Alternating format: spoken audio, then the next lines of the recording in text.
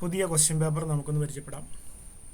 1 മുതൽ 4 വരെയുള്ള ചോദ്യങ്ങൾക്ക് ശരിയായ ഉത്തരം തിരഞ്ഞെടുത്ത് എഴുതുക. ഓരോ ചോദ്യത്തിനും ഒരു സ്കോർ വീതം. ലെൻസുകളെ സംബന്ധിച്ച് ചില പ്രസ്താവനകൾ നൽകിയിരിക്കുന്നു. എല്ലായ്പ്പോഴും മിഥ്യാപ്രതിബിംബം ഉണ്ടാക്കുന്നു, യഥാർത്ഥ പ്രതിബിംബം ഉണ്ടാക്കുന്നു, പവർ നെഗറ്റീവ് ആയിരിക്കും, പ്രതിബിംബത്തിൻ്റെ ആവർത്തനം നെഗറ്റീവ് ആയിരിക്കും. ഇതിൽ കോൺകേവ് ലെൻസിനെ സംബന്ധിച്ച് ശരിയായ പ്രസ്താവനകൾ ഏതെല്ലാം? ഓക്കെ, എല്ലായ്പ്പോഴും മിഥ്യാപ്രതിബിംബം ഉണ്ടാക്കുന്നു. നമ്മൾ കോൺകേവ് ലെൻസ് പഠിച്ചിട്ടുണ്ട്. ഇതാണ് കോൺകേവ് ലെൻസ്. യഥാർത്ഥ പ്രതിബിംബമാണ് ഉണ്ടാക്കുന്നത്. രണ്ടാമത്തത് യഥാർത്ഥ പ്രതിബിംബം ഉണ്ടാക്കുന്നു. രണ്ടാമത്തെ പ്രസ്താവന ശരിയാണ്. പവർ നെഗറ്റീവ് ആയിരിക്കും. പവർ നെഗറ്റീവ് ആയിരിക്കും, അത് നമ്മൾ പഠിച്ചിട്ടുണ്ട്. പവർ നെഗറ്റീവ് ഉള്ളത് കോൺകേവ് ലെൻസാണ്. കോൺവെക്സ് ലെൻസിൻ്റെ പവറാണ് പോസിറ്റീവ്. അപ്പോൾ രണ്ടാമത്തെ പ്രസ്താവനയും മൂന്നാമത്തെ പ്രസ്താവനയും തെറ്റാണ്. പ്രതിബിംബത്തിൻ്റെ ആവർത്തനം നെഗറ്റീവ് ആയിരിക്കും. പ്രതിബിംബത്തിൻ്റെ ആവർത്തനം നെഗറ്റീവ് ആയിരിക്കും. ഇവിടെ നമ്മൾ പഠിച്ചിട്ടുണ്ട്, ആവർത്തനം തലകീഴായാൽ, പ്രതിബിംബം തലകീഴായാൽ ആവർത്തനം നെഗറ്റീവ് ആയിരിക്കും. അപ്പോൾ അത് ശരിയായ പ്രസ്താവനയാണ്. അപ്പോൾ ഉത്തരം 2ഉം 4ഉമാണ് ശരിയായ പ്രസ്താവനകൾ. അപ്പോൾ ഇതിനകത്ത് കറക്റ്റായിട്ട് ഓപ്ഷൻ ഡി ആണ് 2ഉം 4ഉം. ഓക്കെ, രണ്ടാം ചോദ്യം. സമപ്രവേഗത്തിൽ സഞ്ചരിക്കുന്ന ഒരു തരംഗത്തെ സംബന്ധിച്ച് ശരിയായത് ഏതാണ്? ഓക്കെ, അത് നമ്മൾ പഠിച്ചിട്ടുണ്ട്. ഇതാണ് വേഗം സ്ഥിരമായിരിക്കുമ്പോൾ, സമപ്രവേഗത്തിലായിരിക്കുമ്പോൾ തരംഗത്തിൻ്റെ ആവൃത്തി തരംഗദൈർഘ്യത്തിന് വിപരീത അനുപാതത്തിലായിരിക്കും. ആവൃത്തി കുറഞ്ഞാൽ തരംഗദൈർഘ്യം കൂടണം, ആവൃത്തി കൂടിയാൽ തരംഗദൈർഘ്യം കുറയണം. ചോദ്യം നോക്കാം. തരംഗദൈർഘ്യം കൂടുമ്പോൾ ആവൃത്തി കുറയുന്നു. ഇതാണ് വിപരീത അനുപാതം. ഇതാണ് കറക്റ്റായിട്ടുള്ള ആൻസർ. ബാക്കിയൊക്കെ തെറ്റായിട്ടുള്ള ആൻസറാണ്. അപ്പോൾ ആൻസർ എ ആണ് 2ൻ്റെ ഉത്തരം. ഓക്കെ, മൂന്നാമത്തെ ചോദ്യം. ഒരു കോൺകേവ് ലെൻസിൻ്റെ പ്രകാശിക അക്ഷത്തിന് സമാന്തരമായി ലെൻസിലൂടെ കടന്നു പോകുന്ന പ്രകാശരശ്മിയുടെ പാത ചിത്രീകരിച്ചിരിക്കുന്നു. പ്രകാശരശ്മിയുടെ പാത സൂചിപ്പിക്കുന്ന ശരിയായ ചിത്രം ഏത്? അതായത് കോൺകേവ് ലെൻസിലെ പ്രകാശരശ്മിയുടെ പാതയാണ് നമുക്ക് നോക്കേണ്ടത്. നമ്മളതും പഠിച്ചിട്ടുണ്ട്. അതായത് ഇതായിരുന്നു കോൺകേവ് ലെൻസിലൂടെ മുഖ്യ അക്ഷത്തിന് സമാന്തരമായി പതിക്കുന്ന പ്രകാശം അതേ വശത്തുള്ള മുഖ്യ ഫോക്കസിൽ നിന്ന് വിവർജിച്ച് പോകുന്നു. ഇതാണ് ശരിയായ ചിത്രം. ഇതിന് സമാനമായ ചിത്രം ഓപ്ഷൻ ഡി ആണ്. Option D. മറ്റെല്ലാം ഫോക്കസിലേക്ക് സംവർജിക്കുകയാണ് ചെയ്യുന്നത്. ഓക്കെ, നാലാമത്തെ ചോദ്യം. വായുവിൽ നിന്നും പ്രസത്തിലൂടെ പ്രകാശരശ്മി കടന്നു പോകുമ്പോൾ ഉണ്ടാകുന്ന വ്യതിയാനമാണ് ചിത്രത്തിൽ സൂചിപ്പിച്ചിരിക്കുന്നത്. പ്രകാശരശ്മിക്ക് ഉണ്ടാകുന്ന വ്യതിയാനം ഏതെല്ലാം ഘടകങ്ങളെ ആശ്രയിച്ചിരിക്കും? അത് നമ്മൾ പേജ് നമ്പർ പുസ്തകത്തിൽ പേജ് നമ്പർ 51-ലുണ്ട്. അതായത് പ്രകാശരശ്മിക്ക് ഉണ്ടാകുന്ന വ്യതിയാനം മാധ്യമത്തിൻ്റെ അപവർത്തനാങ്കത്തെയും പ്രകാശവർണ്ണത്തിൻ്റെ തരംഗദൈർഘ്യത്തെയുമാണ് ആശ്രയിച്ചിരിക്കുന്നത്. ഇവിടെ നോക്കാം. മാധ്യമത്തിൻ്റെ അപവർത്തനാങ്കത്തെ മാത്രം തെറ്റാണ്. തരംഗദൈർഘ്യത്തെ മാത്രം, അതും തെറ്റാണ്. അപവർത്തനാങ്കത്തെയും തരംഗദൈർഘ്യത്തെയും ആശ്രയിക്കുന്നില്ല, അതും തെറ്റാണ്. മാധ്യമത്തിൻ്റെ അപവർത്തനാങ്കത്തെയും പ്രകാശവർണ്ണത്തിൻ്റെ തരംഗദൈർഘ്യത്തെയും ആശ്രയിക്കുന്നു. അപ്പം 4ആണ് ശരിയായ ഉത്തരം. ഓപ്ഷൻ ഡി ആണ് കറക്റ്റ്. അടുത്ത സെക്ഷൻ നോക്കാം. സെക്ഷൻ ബിയിൽ 5 മുതൽ 11 വരെ ചോദ്യങ്ങൾക്കാണ് ഉത്തരം എഴുതേണ്ടത്. 2 ചോദ്യങ്ങൾക്ക് ചോയ്സ് ഉണ്ട്. 5ാമത്തെ ചോദ്യത്തിൽ എയും ബിയും ഉണ്ട്. 5A. കണ്ണട വാങ്ങാനായി ഡോക്ടർ നൽകിയ കുറിപ്പിൽ +1D എന്ന് സൂചിപ്പിച്ചിരിക്കുന്നു. കുറിപ്പിൽ സൂചിപ്പിച്ചിരിക്കുന്നത് എന്താണ്? ഡി എന്തിനെയാണ് സൂചിപ്പിക്കുന്നത്? ഓക്കെ, അതിൻ്റെ ഉത്തരം നമുക്ക് പുസ്തകത്തിൽ തന്നെയുണ്ട്. പുസ്തകത്തിൽ നമ്മൾ പഠിച്ചിട്ടുണ്ട്. ഇതായിരുന്നു പുസ്തകത്തിൽ പഠിച്ചത്. +2 എന്ന് സൂചിപ്പിക്കുന്നത് കണ്ണടയിലെ ലെൻസിൻ്റെ പവറാണ്. ഓക്കെ, ഡി എന്നത് എന്തിനെ സൂചിപ്പിക്കുന്നു? ഡി എന്നത് ഡയോപ്റ്റർ ആണ്. പവറിൻ്റെ SI യൂണിറ്റായ ഡയോപ്റ്റർ ആണ് ഡി എന്ന അക്ഷരം കൊണ്ട് സൂചിപ്പിക്കുന്നത്. ഓക്കെ, അടുത്ത ചോദ്യം. ഏതുതരം ലെൻസാണ് കണ്ണിൽ ഉപയോഗിച്ചിരിക്കുന്നത്? ഓക്കെ, ഡോക്ടർ നിർദ്ദേശിച്ച കുറിപ്പിൽ +1D എന്നാണ് സൂചിപ്പിച്ചിട്ടുള്ളത്. അപ്പോൾ പോസിറ്റീവായ ലെൻസ്, പോസിറ്റീവ് പവർ ഉള്ള ലെൻസ് ഏതാണ്? പോസിറ്റീവ് പവർ ഉള്ള ലെൻസ് കോൺവെക്സ് ലെൻസ്. കോൺകേവ് ലെൻസിൻ്റെ പവർ നെഗറ്റീവും കോൺവെക്സ് ലെൻസിൻ്റെ പവർ പോസിറ്റീവുമായിരിക്കും. അപ്പോൾ ഇവിടെ ഇതിന് ഉത്തരം ഉപയോഗിക്കുന്ന ലെൻസ് കോൺവെക്സ് ആണ്. ഓക്കെ, ചിത്രം നിരീക്ഷിക്കൂ. ചിത്രത്തിലെ കോൺവെക്സ് ലെൻസിൻ്റെ ഫോക്കസ് ദൂരം എത്രയാണ്? കാർട്ടീഷ്യൻ ചിഹ്ന രീതി ഉപയോഗിച്ച് കണ്ടെത്താനാണ് പറഞ്ഞിരിക്കുന്നത്. ഇതുപോലെ സെയിം ചോദ്യം നമ്മൾ പുസ്തകത്തിൽ ചെയ്തിട്ടുണ്ട്.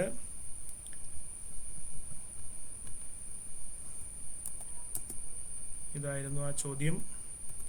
അതായത് കോൺവെക്സ് ലെൻസിൻ്റെ മുമ്പിൽ 90 സെൻറ്റിമീറ്റർ അകലെ വസ്തു വയ്ക്കുന്നു, പ്രതിബിംബം 30 സെൻറ്റിമീറ്റർ അകലത്തിൽ ലഭിക്കുന്നു. അപ്പോൾ കിട്ടുന്ന ഫോക്കസ് എഫ് കണ്ടുപിടിക്കാൻ നമ്മൾ ഈ സമവാക്യമാണ് ഉപയോഗിച്ചത്.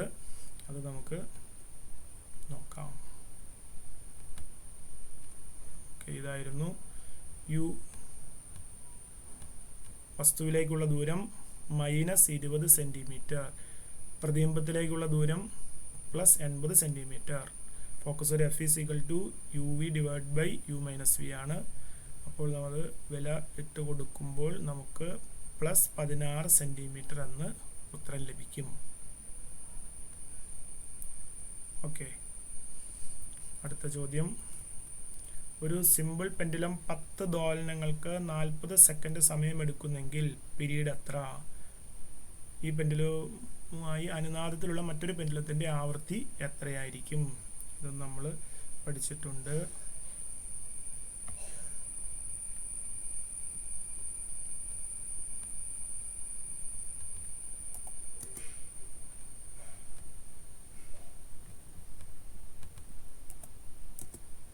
ഇവിടെ ഒരു പട്ടികയ്ക്കകത്ത് നമ്മൾ പീരീഡ് കണ്ടുപിടിക്കാനുള്ള സമവാക്യം ആകെ സമയം / ദോലനങ്ങളുടെ എണ്ണം, ആവൃത്തി ദോലനങ്ങളുടെ എണ്ണം / സമയം.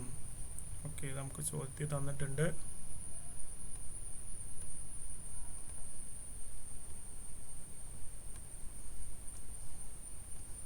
ഓക്കെ, അപ്പോൾ പീരീഡ് കണ്ടുപിടിക്കാനുള്ള സമവാക്യമാണ് ആകെ സമയം 40 സെക്കൻഡ് / ആകെ ദോലനങ്ങളുടെ എണ്ണം 10. ഓക്കെ, അപ്പോൾ 4 സെക്കൻഡാണ് പീരീഡ്. ഇനി ആവൃത്തി കണ്ടുപിടിക്കാനുള്ള സമവാക്യം ദോലനങ്ങളുടെ എണ്ണം / സമയമാണ്. ദോലനങ്ങളുടെ എണ്ണം 10 ആണ്, സമയം 40 സെക്കൻഡാണ്. അപ്പോൾ 0.25 ഹെർട്സ് ആണ് അതിൻ്റെ ആൻസർ. ഓക്കെ, അപ്പോൾ ഈ പെൻഡുലവുമായി അനുനാദത്തിലാകുന്ന മറ്റൊരു പെൻഡുലം, ഇപ്പോൾ 2 പെൻഡുലം അനുനാദത്തിലാണെങ്കിൽ 2 പെൻഡുലത്തിൻ്റെയും ആവൃത്തി തുല്യമായിരിക്കും. അപ്പോൾ ഒന്നാമത്തെ പെൻഡുലത്തിൻ്റെ ആവൃത്തി തന്നെയായിരിക്കും രണ്ടാമത്തെ പെൻഡുലത്തിനും. അപ്പോൾ ആവൃത്തി സമം 0.25 ഹെർട്സ്. ഏഴാമത്തെ, ഭൂകമ്പം, അഗ്നിപർവ്വത സ്ഫോടനവും വൻ ദുരന്തങ്ങൾക്ക് കാരണമാകാറുണ്ടല്ലോ. 1. ഭൂകമ്പം, അഗ്നിപർവ്വത സ്ഫോടനം തുടങ്ങിയവയുടെ ഫലമായി ഭൂപാളികളിൽ സഞ്ചരിക്കുന്ന തരംഗങ്ങൾ ഏത് പേരിൽ അറിയപ്പെടുന്നു? ഭൂകമ്പങ്ങളുടെ തീവ്രത രേഖപ്പെടുത്തുന്നത് ഏത് സ്കെയിലാണ്? ഇതും നമ്മൾ പഠിച്ചിട്ടുണ്ട്. ഭൂകമ്പം, അഗ്നിപർവ്വത സ്ഫോടനം, വൻ സ്ഫോടനങ്ങൾ എന്നിവയുടെ ഫലമായി ഭൂപാളികളിലൂടെ സഞ്ചരിക്കുന്ന തരംഗങ്ങളാണ് സീസ്മിക് തരംഗങ്ങൾ. സീസ്മിക് തരംഗങ്ങൾ. ഭൂകമ്പങ്ങളുടെ തീവ്രത നിർണ്ണയിക്കുന്നത് റിക്ടർ സ്കെയിലാണ്. Richter scale. ഓക്കെ, എട്ടാമത്തെ ചോദ്യം. കടലിൽ മുങ്ങിയിരിക്കുന്ന ഒരു സ്കൂബ ഡൈവർ പുറപ്പെടുവിച്ച സോണാർ സിഗ്നൽ 0.5 സെക്കൻഡിന് ശേഷം പ്രതിപദിച്ച് അദ്ദേഹത്തിന് വീണ്ടും കേൾക്കാൻ കഴിഞ്ഞു. ജലത്തിനുള്ളിലെ ശബ്ദത്തിൻ്റെ വേഗത 1500 മീറ്റർ/സെക്കൻഡ് ആണെങ്കിൽ സോണാർ സിഗ്നൽ തട്ടി പ്രതിപദിക്കാനിടയായ തടസ്സം സ്കൂബ ഡൈവറിൽ നിന്നും എത്ര അകലെയായിരിക്കും? ഓക്കെ, ഇത് നമ്മൾ ഇതേ ചോദ്യം പുസ്തകത്തിൽ നമ്മൾ ചെയ്തിട്ടുള്ളതാണ്. ഇതായിരുന്നു ആ ചോദ്യം. ഓക്കെ, അവിടെ അകലം d സമം v × t / 2 എന്ന സമവാക്യമാണ് ഉപയോഗിക്കേണ്ടത്. d = v × t / 2. ഇവിടെ നമുക്ക് തന്നിട്ടുള്ളത്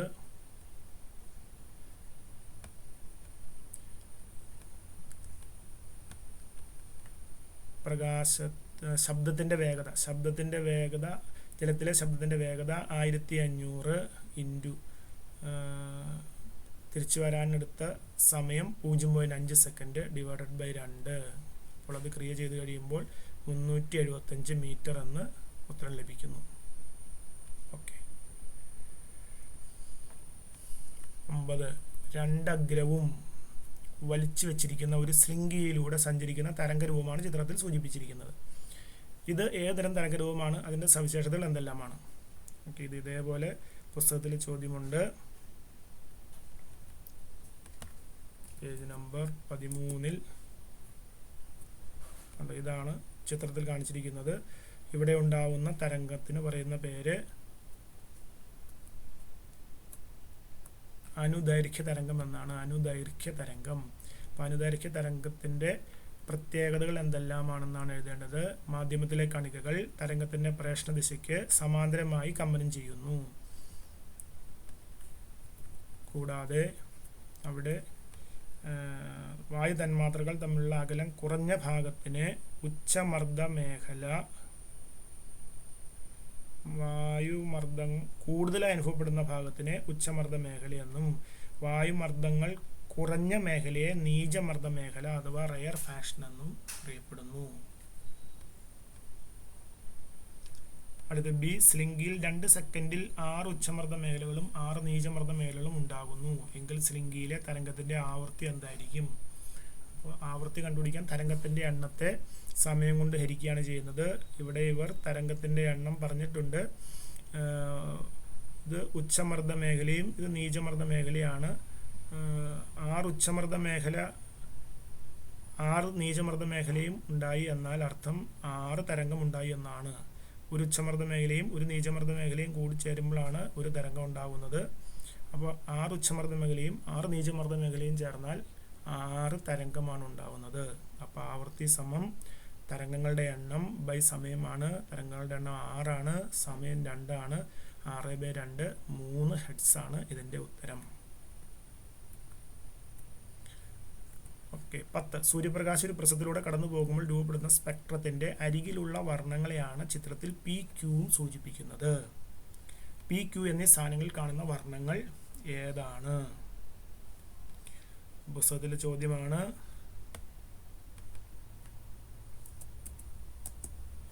ഓക്കെ, ഇത് നോക്കൂ. സൂര്യപ്രകാശം പ്രിസത്തിലൂടെ കടന്നു പോകുമ്പോൾ അതിൻ്റെ പാദത്തിനോട് ചേർന്ന് വരുന്ന വർണ്ണം വയലറ്റും പാദത്തിൽ നിന്ന് അകന്നു പോകുന്ന വർണ്ണം റെഡുമാണ്. നമ്മുടെ ചോദ്യത്തിൽ ഇതാണ് പ്രിസത്തിൻ്റെ പാദം. പാദം മുകളിലാണ്. പാദത്തോട് ചേർന്ന് വരുന്ന വർണ്ണം വയലറ്റും പാദത്തിൽ നിന്ന് അകന്നു നിൽക്കുന്ന വർണ്ണം റെഡുമാണ്. അപ്പോൾ പി വയലറ്റ്, ക്യൂ റെഡ്. നിങ്ങൾ കണ്ടെത്തിയ വർണ്ണങ്ങൾ ആ സ്ഥാനങ്ങളിൽ വിന്യസിക്കപ്പെടാനുള്ള കാരണം എന്തായിരിക്കും? കാരണം തരംഗ ദൈർഘ്യത്തിലുള്ള വ്യത്യാസമാണ് ഈ വർണ്ണങ്ങൾക്ക് വ്യതിയാനം സംഭവിക്കാൻ കാരണം.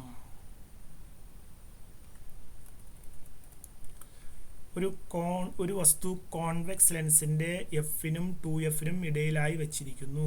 പ്രതിബിംബ രൂപീകരണത്തിന്റെ രേഖാചിത്രം വരയ്ക്കുക. സവിശേഷതകൾ ഏതെല്ലാമാണ്? ഇത് നമ്മൾ അസൈൻമെന്റ് എഴുതിയതാണ്. എഫിനും 2F-നും ഇടയിൽ വസ്തു വെച്ചാൽ എഫിനും 2F-നും ഇതാണ്. എഫിനും 2F-നും ഇടയിൽ വസ്തു വെച്ചാൽ പ്രതിബിംബം ലഭിക്കുന്നത് 2F-ന് അപ്പുറമായിരിക്കും. പ്രതിബിംബത്തിന്റെ സവിശേഷത തലകീഴായത്, യഥാർത്ഥം, വലുത്. ഓക്കെ, ഇനിയുള്ളത് 11A-യും B-യും ഉണ്ട്. ഒന്നാമത്തെ, ഒരു വസ്തു കോൺവെക്സ് ലെൻസിന്റെ എഫിനും, ഓക്കെ അത് നമ്മൾ വായിച്ചു. 11B ആണ് വായിക്കാനുള്ളത്. 20 സെന്റിമീറ്റർ ഫോക്കസ് ദൂരമുള്ള ഒരു കോൺകേവ് ലെൻസിൽ നിന്നും 28 സെന്റിമീറ്റർ അകലെയായി 12 സെന്റിമീറ്റർ ഉയരമുള്ള വസ്തു വെച്ചിരിക്കുന്നു. ഉചിതമായ തോത് ഉപയോഗിച്ച് രേഖാചിത്രം വരയ്ക്കുക. പ്രതിബിംബത്തിന്റെ നീളം അളന്നെഴുതുക. നമ്മൾ അസൈൻമെന്റ് ചെയ്തിട്ടുണ്ട്. ഉചിതമായ തോത് ഉപയോഗിച്ച് ചിത്രം പേപ്പറിൽ വരയ്ക്കണം.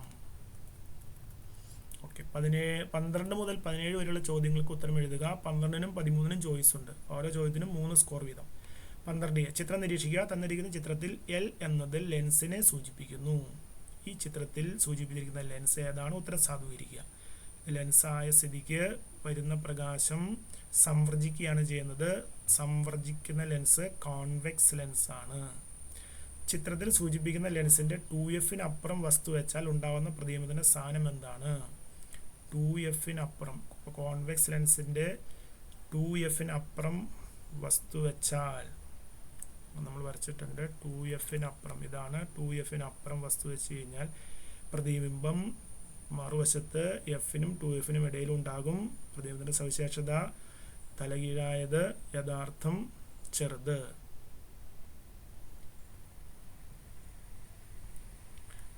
ഓക്കെ, 12B ഒരു ലെൻസിന്റെ മുഖ്യ ഫോക്കസിനപ്പുറം ഒരു വസ്തു വെച്ചപ്പോൾ ലഭിച്ച പ്രതിബിംബത്തിന്റെ ആവർത്തനത്തെ സൂചിപ്പിക്കുന്ന സംഖ്യ +1/3 ആണ്. ഇത് ഏതുതരം ലെൻസാണ്? ഉത്തരം സാധൂകരിക്കുക.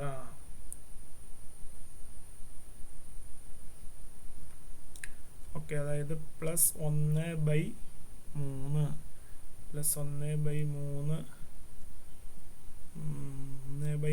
ആണ് ആവർത്തനം വരുന്നത്. അപ്പോൾ ആവർത്തനം 1-ലും ചെറുതാണ്, കൂടാതെ പോസിറ്റീവുമാണ്. ഓക്കെ, ആവർത്തനം പോസിറ്റീവും 1-നേക്കാൾ ചെറുതുമായ ലെൻസ് ഏതാണ്? നമ്മൾ പഠിച്ചിട്ടുണ്ട്. നോക്കൂ, ഇതാണ് ആവർത്തനം 1-നേക്കാൾ ചെറുത്. പ്രതിബിംബത്തിന്റെ ആവർത്തനം ചെറുതാണ്, കൂടാതെ ആവർത്തനം പോസിറ്റീവുമാണ്, അതായത് പ്രതിബിംബം നിവർന്നതുമാണ്. അങ്ങനെ ആവർത്തനം പോസിറ്റീവും 1-നേക്കാൾ ചെറുതുമായി ലഭിക്കുന്ന ലെൻസ് കോൺകേവ് ലെൻസാണ്. കോൺകേവ് ലെൻസാണ് അതിൻ്റെ ഉത്തരം. വസ്തു 2F-ൽ വച്ചിരിക്കുകയാണെങ്കിൽ പ്രതിബിംബം രൂപീകരിക്കുന്നതിന് രേഖാചിത്രം വരയ്ക്കുക. ഈ ചിത്രം തന്നെ വരച്ചാൽ മതിയാകും. വസ്തുവിനെ 2F-ൽ വെച്ച് ഈ ചിത്രം തന്നെ പകർത്തി വരയ്ക്കേണ്ടതാണ്. പ്രതിബിംബത്തിന്റെ സ്ഥാനം F-നും പ്രകാശിക കേന്ദ്രത്തിനും ഇടയിലായിരിക്കും. കോൺകേവ് ലെൻസിനെ സംബന്ധിച്ച് വസ്തുവിന്റെ സ്ഥാനം എവിടെയായിരുന്നാലും പ്രതിബിംബത്തിന്റെ സ്ഥാനം F-നും പ്രകാശിക കേന്ദ്രത്തിനും ഇടയിലായിരിക്കും. 13A തന്നിട്ടുള്ള ഗ്രാഫിൽ O മുതൽ A വരെയുള്ള ഭാഗത്തിന്റെ ദൂരം 60 മീറ്ററും സഞ്ചരിക്കാനെടുത്ത സമയം 0.2 സെക്കൻഡുമാണ് എങ്കിൽ ഓരോ തരംഗത്തിന്റെയും ആവൃത്തി കണ്ടെത്തുക. തരംഗങ്ങളുടെ പ്രവേഗം താരതമ്യം ചെയ്യുക. അപ്പോൾ 2 തരംഗത്തിന്റെയും ആവൃത്തിയാണ് നമുക്ക് ആദ്യം കണ്ടെത്തേണ്ടത്. അപ്പോൾ ആവൃത്തി കണ്ടെത്താനുള്ള സമവാക്യം നമുക്കറിയാം.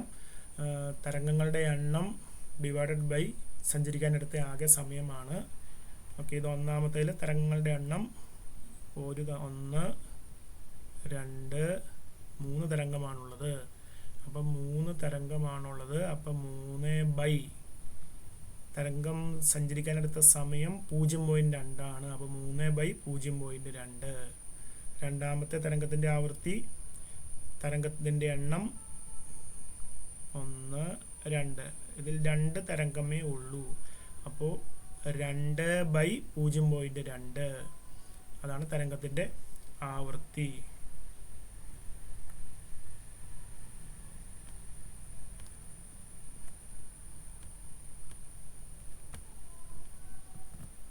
ഓക്കെ, അതായത് ഒന്നാമത്തെ തരംഗത്തിന്റെ ആവൃത്തി 3/0.2 സമം 15 ഹെർട്സ് ആണ്.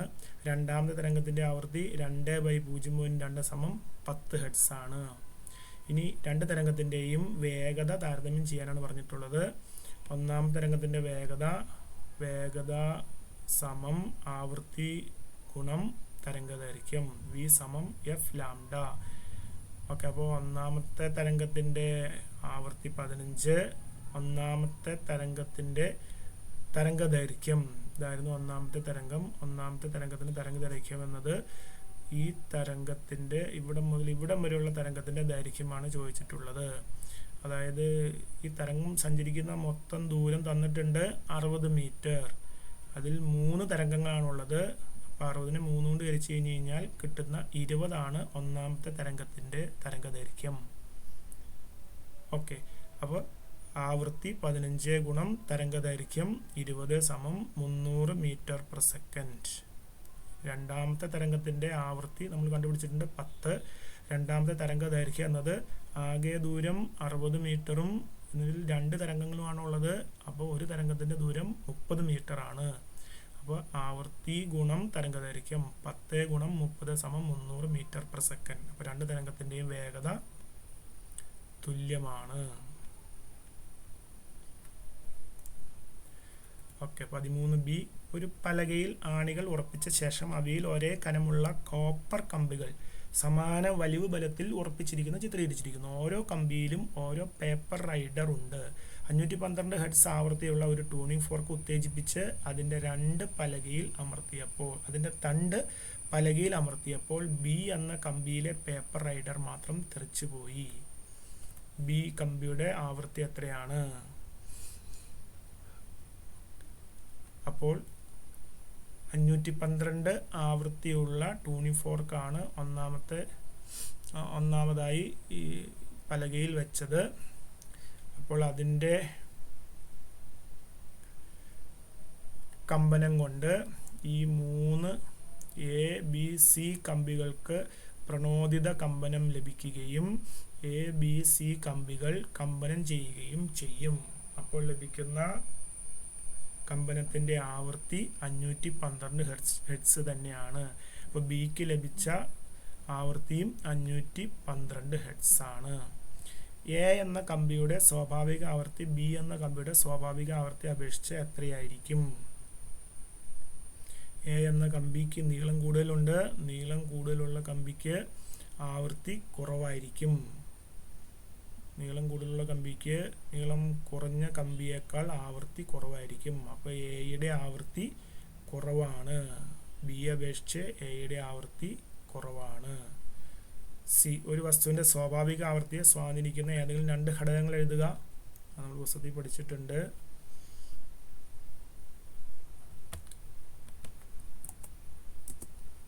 ഇതായിരുന്നു സ്വാഭാവിക ആവൃത്തിയെ സ്വാധീനിക്കുന്ന ഘടകങ്ങൾ: വസ്തുവിൻ്റെ നീളം, വലിപ്പം, ഇലാസ്തികത, പദാർത്ഥത്തിൻ്റെ സ്വഭാവം.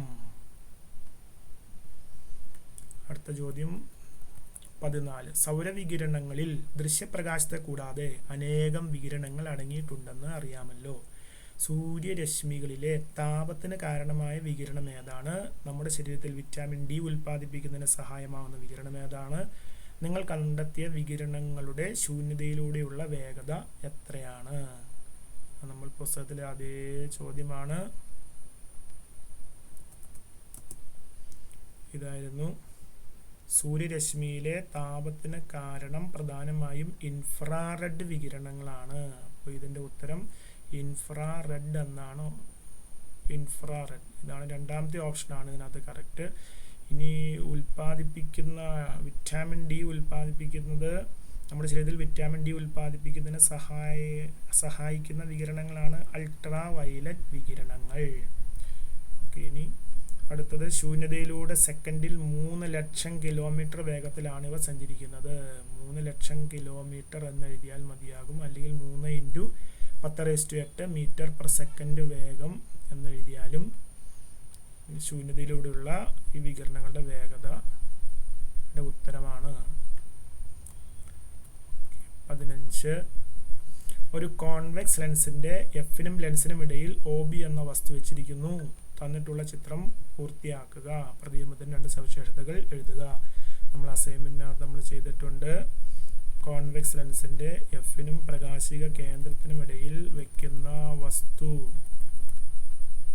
ഇതുപോലെയായിരിക്കും പ്രതിബിംബം രൂപീകരിക്കുന്നത്. മിഥ്യാപ്രതിബിംബമായിരിക്കും, നിവർന്നതായിരിക്കും, വളരെ വലുതായിരിക്കും. ഇതാണ് പൂർത്തിയാക്കേണ്ട ചിത്രം. അതിനുശേഷം ഇതിൻ്റെ 3 സവിശേഷതകൾ എഴുതണം. ഓക്കെ, 2 സവിശേഷത എഴുതാനാണ് പറഞ്ഞിട്ടുള്ളൂ. അപ്പോൾ 2 എഴുതിയാൽ മതിയാകും. 16. ചെറിയ വസ്തുക്കളെ വലുതാക്കി കാണുന്നതിന് മൈക്രോസ്കോപ്പ് ഉപയോഗിക്കുമെന്ന് അറിയാമല്ലോ. നിങ്ങളൊരു മൈക്രോസ്കോപ്പ് നിർമ്മിക്കുകയാണെങ്കിൽ ഐപീസ് ആയും ഒബ്ജക്റ്റീവായും ഉപയോഗിക്കുന്ന കോൺവെക്സ് ലെൻസുകളുടെ ഫോക്കസ് ദൂരം പ്രകാരമായിരിക്കും. ഒരു മൈക്രോസ്കോപ്പിൽ ചെറിയൊരു വസ്തുവിൻ്റെ വലിപ്പമുള്ള പ്രതിബിംബം രൂപപ്പെടുന്ന വിധം വിശദീകരിക്കുക. പുസ്തകത്തിലെ അതേ ചോദ്യമാണ്. ഇതായിരുന്നു മൈക്രോസ്കോപ്പിലെ 2 ലെൻസുകൾ. ഇത് ഒബ്ജക്റ്റീവ് ലെൻസും ഇത് ഐപീസ് ലെൻസുമാണ്. ഒബ്ജക്റ്റീവ് ലെൻസിൻ്റെ ഫോക്കസ് ദൂരം കുറവും ഐപീസ് ലെൻസിൻ്റെ ഫോക്കസ് ദൂരം കൂടുതലുമാണ്.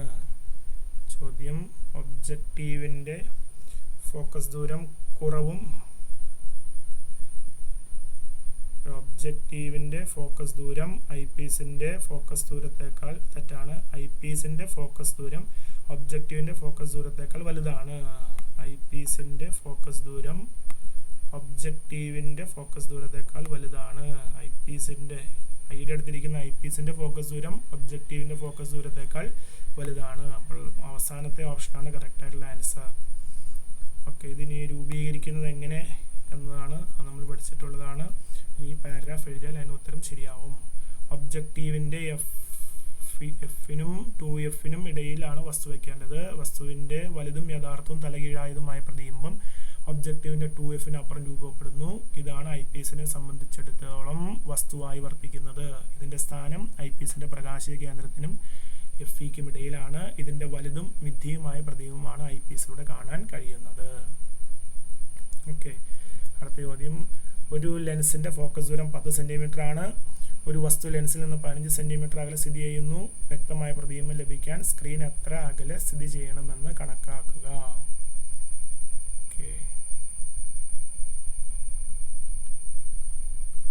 ഇതാണ് അതിൻ്റെ ഉത്തരം. എഫ് തന്നിട്ടുണ്ട്. എഫ് ഈസിക്കൽ ടു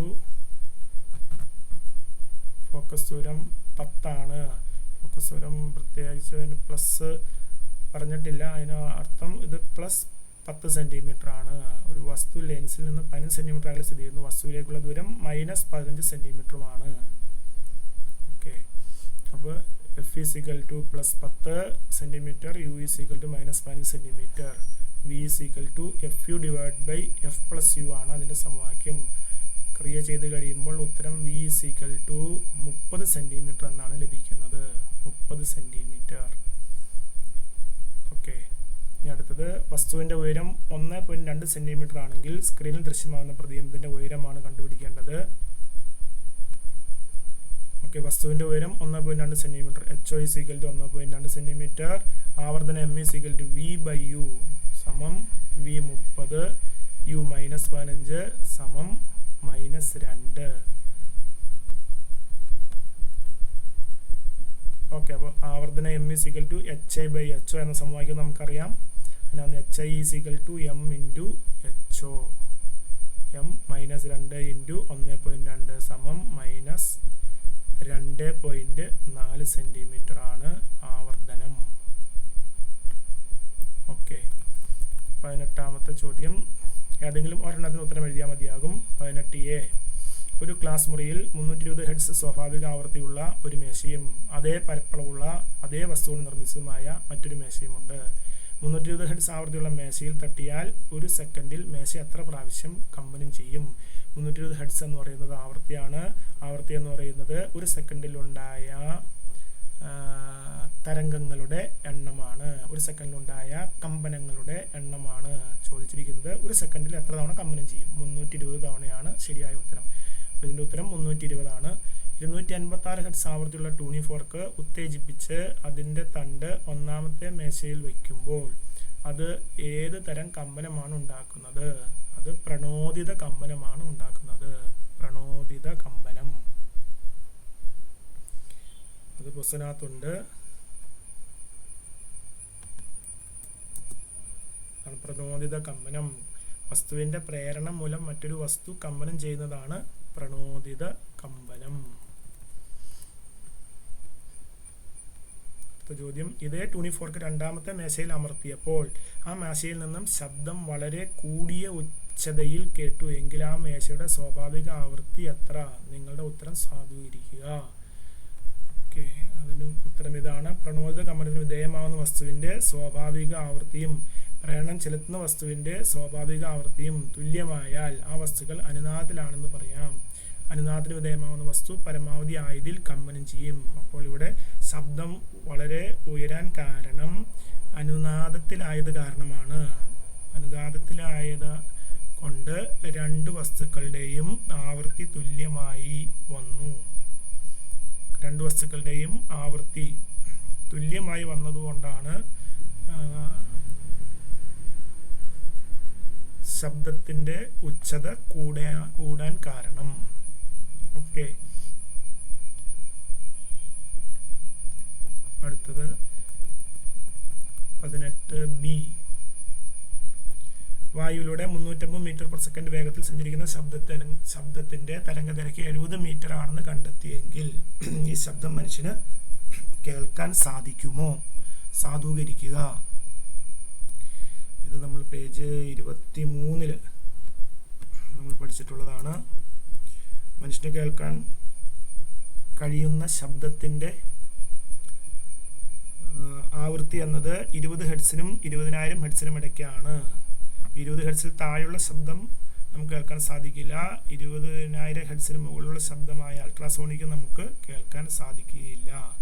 ചോദ്യം ഇതായിരുന്നു, ഈ ശബ്ദം മനുഷ്യന് കേൾക്കാൻ സാധിക്കുമോ? അതായത് 70 മീറ്റർ തരംഗദൈർഘ്യമുള്ള ശബ്ദം 350 മീറ്റർ പെർ സെക്കൻഡ് വേഗത്തിൽ സഞ്ചരിക്കുകയാണ്. അപ്പോൾ ആവൃത്തി എഫ് സമം, അതിൻ്റെ സമവാക്യം നമ്മൾ പഠിച്ചിട്ടുണ്ട്. ആവൃത്തി എഫ് സമം വി ബൈ ലാംഡ. വി എന്നത് 350 മീറ്റർ പെർ സെക്കൻഡ്, തരംഗദൈർഘ്യം എന്നത് 70. അപ്പോൾ ഇവിടുത്തെ ആവൃത്തി 5 ഹെർട്സ് ആണ് ലഭിക്കുന്നത്. 5 ഹെർട്സിൽ കേൾക്കുന്ന ശബ്ദം മനുഷ്യന് കേൾക്കാൻ സാധിക്കില്ല എന്നാണ് ഒന്നാമത്തെ ഉത്തരം. ഇത്തരം ശബ്ദം ഏത് പേരിൽ അറിയപ്പെടുന്നു? ഇൻഫ്രാസോണിക് ശബ്ദം എന്ന പേരിലാണ് അറിയപ്പെടുന്നത്. ഇൻഫ്രാസോണിക്. മനുഷ്യന് കേൾക്കാൻ കഴിയുന്ന ശബ്ദത്തിന്റെ ശ്രവണ പരിധി എത്രയാണ്? 20 ഹെർട്സ് മുതൽ 20,000 ഹെർട്സ് വരെ. ശ്രവണ പരിധിയേക്കാൾ കൂടിയ ആവൃത്തിയുള്ള ശബ്ദം ഏത് പേരിൽ അറിയപ്പെടുന്നു? അൾട്രാസോണിക് ശബ്ദം എന്ന പേരിൽ അറിയപ്പെടുന്നു. ഓക്കെ.